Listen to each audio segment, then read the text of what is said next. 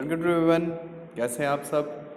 आज हम लोग अगेन एक बहुत ही बड़ी अपडेट के बारे में डिस्कशन करेंगे जो हिंदुस्तान पेट्रोलियम कॉरपोरेशन की लिमिटेड HPCL की तरफ से रिक्रूटमेंट निकला है। बहुत ही बड़ा अपडेट है सभी के लिए। बेसिकली बहुत ही अच्छा अपॉइंटमेंट है, खासतौर से जो मैकेनिकल ब्रांच के स्टूडेंट हैं उनके लिए बहुत ही अच्छी अपडेट है। तो इसमें हम डिटेल में डिस्कशन करेंगे क्या इसका कितनी वैकेंसीज़ हैं, क्या आपका एलिजिबिलिटी क्राइटेरिया होने वाला है, सारा इसी वीडियो में हम डिस्कशन करेंगे।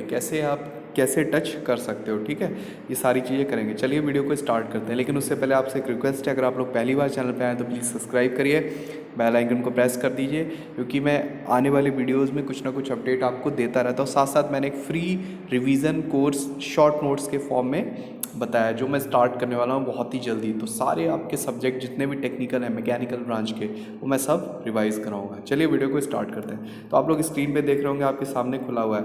बेसिकली HPCL ने रिक्रूटमेंट निकाला है, हिंदुस्तान पेट्रोलियम कॉरपोरेशन लिमिटेड ने। तो बेसिकली क्या है इसमें, आपका सबसे इम्पॉर्टेंट चीज़ ये है कि सबसे पहले इसमें ऑनलाइन एप्लीकेशन जो कमिटमेंट है वो 3 मार्च से, मतलब आज से ऑनलाइन एप्लीकेशन शुरू हो गए। और इसकी जो लास्ट डेट है वो आपकी है 15 अप्रैल इसकी लास्ट डेट है, ठीक है। उसके बाद अगर आप लोग नीचे आएंगे तो यहाँ पे ध्यान से देखिए, मैकेनिकल ब्रांच में सबसे हायर वैकेंसीज 120 वैकेंसीज हैं। तो मैकेनिकल ब्रांच के लिए बहुत ही अच्छा चांस है, ठीक है, जो भी स्टूडेंट है। और इम्पॉर्टेंट बात है कि इसमें जो मैक्सिमम एज रखी है वो 25 है। तो देखिए यहाँ पे क्राइटेरिया रख दिया, अगर आपकी एज 25 है तो आप अप्लाई कर सकते हैं, 25 से अबव है तो आप इसके लिए एप्लीकेबल नहीं है। रिलैक्सेशन होगा या नहीं होगा वो अभी आगे देखेंगे, ठीक है। एजुकेशनल क्वालिफिकेशन, अगर आप मैकेनिकल ब्रांच के हैं, तो आप मैकेनिकल और प्रोडक्शन में है तो आप अप्लाई कर सकते हैं। मैकेनिकल में आपका बीटेक होना चाहिए, BE होना चाहिए, मैकेनिकल प्रोडक्शन होना चाहिए। सिविल के लिए देखिए 30 वैकेंसीज़ हैं और इसमें भी आपका सिविल इंजीनियरिंग क्राइटेरिया मांगा गया है, ठीक है। उसके बाद अगर हम लोग आगे बढ़ें, इलेक्ट्रिकल वालों के लिए भी यहाँ पे 25 वैकेंसीज़ है और यहाँ पे मैक्सिमम एज 25 ही है। और यहाँ पे ब्रांच आपकी या तो इलेक्ट्रिकल होना चाहिए, इलेक्ट्रिकल एंड इलेक्ट्रॉनिक्स, या तो आपका इलेक्ट्रिकल इंजीनियरिंग होना चाहिए या आपका ट्रिपल होना चाहिए, क्योंकि यही दो एप्लीकेबल है और कोई ब्रांच एप्लीकेबल नहीं है, सिर्फ इलेक्ट्रॉनिक्स नहीं है। फिर आपका इंस्ट्रूमेंटेशन में भी 25 वैकेंसीज है ना, यहाँ पे भी वही चीज़ है, इंस्ट्रूमेंटेशन एंड कंट्रोल इलेक्ट्रॉनिक्स, ये सारी ब्रांचेस एलिजिबल है, ठीक है। तो अब हम लोग आगे बढ़ते हैं। यहाँ पे आप लोग ध्यान देखिए कैटेगरी वाइज, SC में आपकी टोटल 20 वैकेंसीज हैं, ST में 18 है, OBC नॉन क्रीमी लेयर में आपका 49 है, EWS में 20 वैकेंसीज है, UR में 93, टोटल 200, ठीक है। अब देखते हैं एजुकेशनल क्वालिफिकेशन क्या होने वाली है। आपका 4 इयर्स की फुल बीटेक डिग्री होनी चाहिए विद, जो जनरल EWS के कैंडिडेट उनके लिए 60% मार्क्स चाहिए, ठीक है। और SC ST PWD में अगर आप लगाते हैं तो 50% मार्क्स चाहिए। तो ये मार्क्स चाहिए। अगर आपका CGPA है तो वो आप उसे कन्वर्ट कर सकते हैं परसेंटेज में, वो एक क्राइटेरिया होगा, वो आपको बता देंगे, उससे आप कन्वर्ट कर सकते हैं। फाइनल ईयर स्टूडेंट भी एलिजिबल हैं, फाइनल ईयर में अगर आप हो तो आप एलिजिबल टू अप्लाई। यहाँ पे क्या करना पड़ेगा आपको, बेसिकली आपको अपना इंटरव्यू के टाइम में, देखिए इसमें साफ साफ लिखा है कि डॉक्यूमेंट प्रूफ लेटर स्टेज में चाहिए होगा। जब आप इंटरव्यू में जाएंगे तो वहाँ पे आपको सबमिट करना पड़ेगा, वहाँ पे उसकी रिक्वायरमेंट होगी, ठीक है। तो ये हो गया। अब देखिए शॉर्ट लिस्टिंग सिलेक्शन प्रोसेस क्या होने वाला है। 3 स्टेप में सिलेक्शन प्रोसेस होगा शॉर्ट लिस्टिंग। एक आपका CVT होगा, पहला आपका CVT होगा, फिर आपका ग्रुप टास्क होगा, GT होगा, फिर आपका PI होगा, पर्सनल इंटरव्यू। 3 स्टेजेस में सिलेक्शन होने वाला है, ठीक है। CVT, then group task, then personal interview. तो CVT में आपका 2 सेक्शन होने वाले हैं। आपका देखिए डिटेल इसमें दी हुई है। CVT में आपके 2 सेक्शंस होने वाले हैं। पहला आपका रहेगा जनरल एप्टीट्यूड का। जनरल एप्टीट्यूड में आपका इंग्लिश है, क्वांट है, रीजनिंग वगैरह का सेक्शन पूछा जाएगा, लेकिन यहाँ पे जनरल अवेयरनेस नहीं है, ठीक है। तो आप इंग्लिश अच्छे से प्रिपेयर करिए, quantitative aptitude and intellectual potential test को अच्छे से प्रिपेयर करिए, जो रीजनिंग का पार्ट है। प्रोफेशनल नॉलेज आपकी ब्रांच से रिलेवेंट होगी, है ना, जो आपने बीटेक जिस भी ब्रांच में किया है उस ब्रांच से रिलेवेंट क्वेश्चंस पूछे जाएंगे, ठीक है। अब यहाँ पे ध्यान देने वाली बात यह है कि स्क्रूटनी जो होगी वो आपकी CVT, group task and personal interview से होगी, ठीक है। उसके बाद अगर हम लोग आगे बढ़े, यहाँ पे देखिए CVT टेस्ट को 85% वेटेज दिया गया है, ग्रुप टास्क को 5% और पर्सनल इंटरव्यू को 10% वेटेज दिया गया है। लेकिन आप यहाँ पे एक और ध्यान दीजिए, CVT में आपका 50% चाहिए ही चाहिए ऑल कैटेगरीज के लिए, minimum qualifying marks in domain section.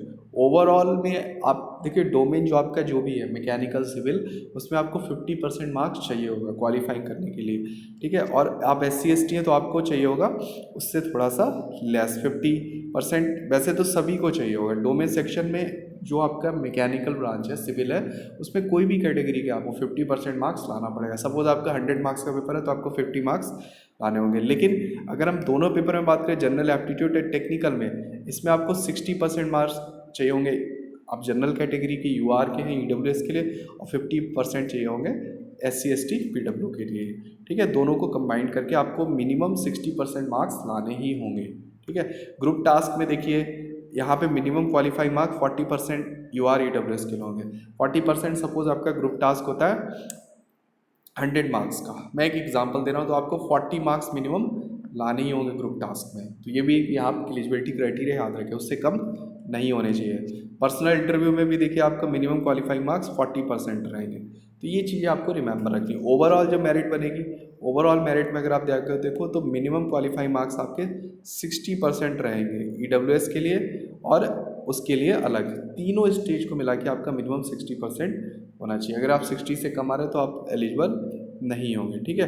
अब हम सैलरी की बात करें तो इसमें E2 ग्रेड में आप लगेंगे। पे स्केल आपका 50,000 से 160 तक रहेगा, और आपका जो CTC रहेगा कॉस्ट टू कंपनी, वो 15.17 लाख्स का रहेगा, ठीक है। तो बहुत ही अच्छा पैकेज है यहाँ पे, तो आप लोग देख सकते हैं। उसके बाद अगर आप ध्यान से देखें, यहाँ पे जो मेडिकल एग्ज़ाम भी आपका होगा, किसी पोस्ट जो आपका मेडिकल एग्ज़ाम होगा जिससे आपका फाइनल सिलेक्शन लिया जाएगा। तो आपका जब CVT वगैरह सब कुछ हो जाएगा, उसके बाद आपका मेडिकल भी होगा, देन आपको फाइनल पोस्टिंग आपकी पूरे जहाँ जहाँ भी इसकी ब्रांचेस है कहीं भी पोस्टिंग हो सकती है, ठीक है।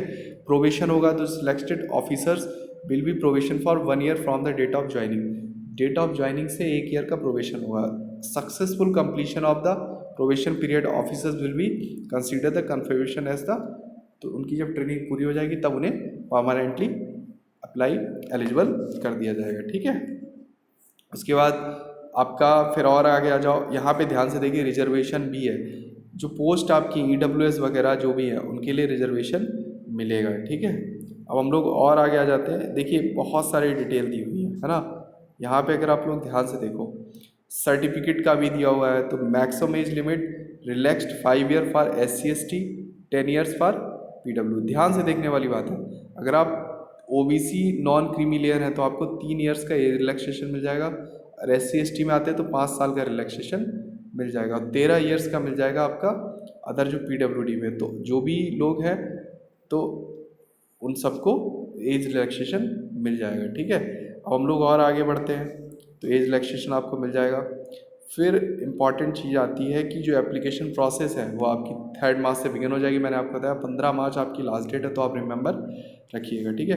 एप्लीकेशन फ़ीस की अगर हम लोग बात करें, SC ST के अगर आप कैंडिडेट हैं तो आपकी कोई भी एप्लीकेशन फ़ीस नहीं है, आप एग्जम्प्टेड है, ठीक है। बट अगर आप UR में है, OBC नॉन क्रीमी लेयर है, EWS में, तो आपको 1180 रुपये पे करने पड़ेंगे। 1180 रुपये एप्लीकेशन फ़ीस रखी गई है, ठीक है।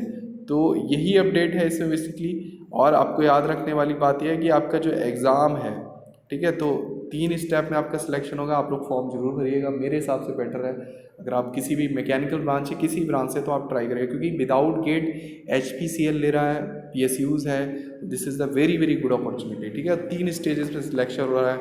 CBT होगा आपका, देन आपका ग्रुप टास्क होगा, फिर आपका personal interview, just like as, क्योंकि अभी तक गेट से लेता था तो CBT नहीं होता था, अब आपका CBT कंडक्ट करा रहा। तो ये बहुत ही अच्छी अपॉर्चुनिटी है जिन बच्चों का गेट में स्कोर अच्छा नहीं आया था। तो इसमें यही डिस्कशन आपके साथ करना था। HPCL से रिलेटेड बहुत ही अच्छा अपडेट है, देख लीजिएगा, आप लोग ज़रूर अप्लाई करिएगा। और अगर आपका कोई डाउट हो, कोई क्वेरी हो, तो आप कमेंट करके पूछ सकते हैं। और जल्द ही मैं आप लोगों के लिए जो रिवीजन वाला पार्ट है शॉर्ट नोट्स की फॉर्म में लेके आने वाला हूँ। आप लोग एंजॉय करेंगे, आप लोग जरूर देखिएगा, बहुत ही हेल्पफुल होने वाला है। चलिए फिर मिलते हैं नेक्स्ट वीडियो में। Thanks for watching, do well in the examination.